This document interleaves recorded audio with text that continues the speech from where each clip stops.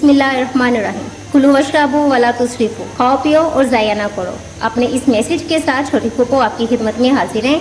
और नाजरीन, जैसा कि आप जानते हैं कि लॉकडाउन की वजह से आजकल बाज़ार में निकलना बहुत मुश्किल हो गया और रोज़ों में रमज़ान के महीने में हमें बाहर से चीज़ें लाना बहुत ही मुश्किल है और साथ ही बहुत एक्सपेंसिव है। चीज़ें जो मिल रही हैं बहुत ही महंगे रेट पे मिल रही हैं।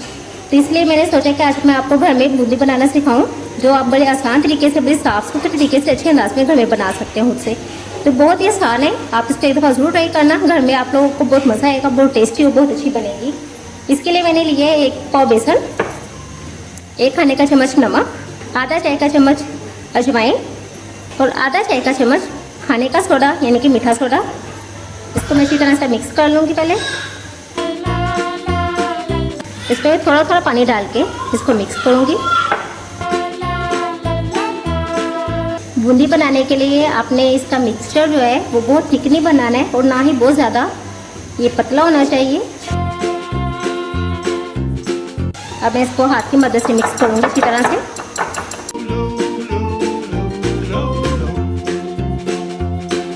इस तरह से ये रहना चाहिए आपका। ये देखें, ये बहुत ना तो पतला है और ना ही बहुत गाढ़ा है। नाज़रीन, अगले स्टेप के लिए इसके लिए मैंने स्ट्रेनर लिया है। इसमें देखें सुराख का साइज़ ये होना चाहिए।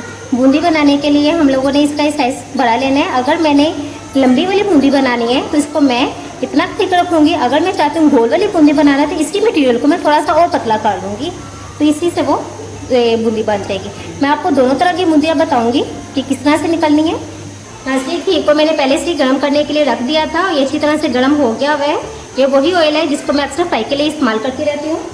ये देखें, थोड़ी सी बूंदी मैंने इस पर डाली है और इसको इस तरह से दबा के आप स्ट्रेनर को बिल्कुल नीचे की तरफ रख के इसको दबाएं ताकि वो छींटा आपके हाथ पर ना आए घी का। ये लंबी वाली बूंदी मैं बना रही हूँ।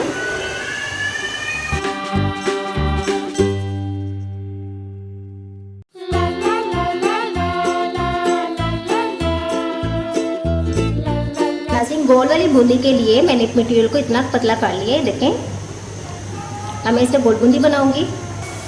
ये बूंदी गिरती रहेगी।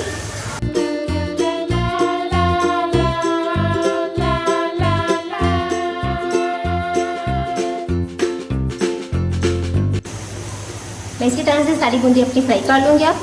और इसको नाज़रीन आप 1 से 1.5 हफ्ते के लिए महफूज करके रख सकते हैं। इसको इसी तरह से ठंडा करके जब फ्राई कर लें, इसको ठंडा कर लें। ठंडा करके तो इसके छोटे छोटे पैकेट बना लें अपने रिक्वायरमेंट के मुताबिक। पैकेट बना के तो इसको अपनी कैबिनेट में वैसे बगैर फ्रीज के भी महफूज करके रख सकते हैं। बवक्त ज़रूरत इसको निकाल के तो आप भिगो लें पानी में और फिर इसको दही भल्ले के लिए इस्तेमाल करें। नाज़रीन, मेरी आज की ये रेसिपी तैयार है। अगर आज की आपको मेरी रेसिपी पसंद आए तो इसको लाइक करें, शेयर करें और मुझे कमेंट करके बताएं कि मेरी आज की वीडियो आपको कैसी लगी। आपने अगर अभी तक मेरा चैनल सब्सक्राइब नहीं किया है तो इसको ज़रूर करें और हाँ, बेल आइकन को दबाना ना भूलें ताकि आने वाली मेरी नई वीडियोस आपको साथ साथ मिलती रहें। इसके साथ छोटी फूफो को इजाज़त दें। कुलू वशरबू वला तुसरिफू, खाओ पियो और ज़ाया ना करो। इस मैसेज के साथ छोटी फूफो आपसे इजाज़त चाहती हैं। अल्लाह हाफिज़।